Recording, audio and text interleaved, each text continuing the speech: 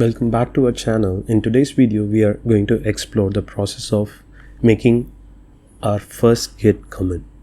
Making a Git commit is an essential step in version controlling your code and tracking your changes over time. When you make a commit in Git, you're creating a snapshot of your code at a specific point of time. Commits serve as milestones in our project's history. Allows you to track changes, revert to previous versions, and collaborate with others. Let's go with a step-by-step guide on how to make our first Git commit.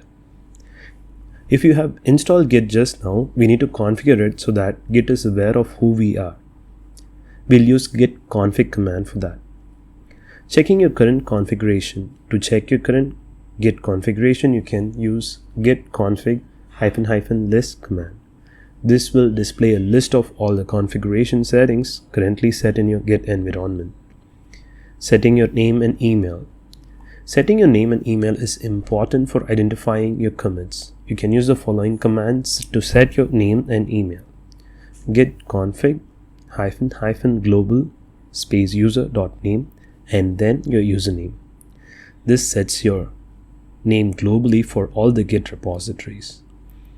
And git config --global user.email, your email address. This again sets your email address globally for all the Git repositories. Let's move over to the actual commit now. First, we have to initialize the Git repository. If you haven't already, navigate to your project directory in the terminal or command prompt and use the git init command to initialize the Git repository. Let's create some files for our project.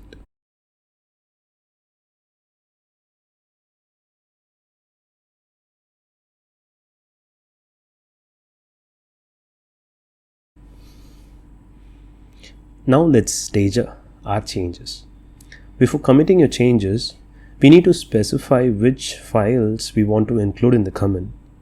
You can use git add command followed by the file name or git add dot. The dot command adds all the modified files. We have to check the status of our repository. Before committing our changes, you can use the git status command to see the current status of your repository. It will show you which files have been modified, which files are staged for commit, and which files are untracked. So you can use git status command for this. Commit your changes. Once you have staged your changes, use commit command to create a commit. You can add a descriptive message to commit using the -m flag, followed by a message within quotes. For example, git commit -m initial commit. Let's view our commit history. To view our commit history, we can use the command git log. This will display a list of commits, including the commit hash, author, date, and commit message. That's it. We have successfully made our first Git commit. Remember, it is a good practice to create meaningful commit messages that accurately describe the changes we've made. This helps you and your collaborators understand the purpose and context of each commit. And there you have it, guide to making your first Git commit. Commits are the building blocks of version control, allowing you to track your progress and collaborate effectively. If you have any further questions or suggestions for future videos, please leave them in the comments below. We value your feedback and look forward to hearing from you. Stay tuned for more informative videos on software development and DevOps.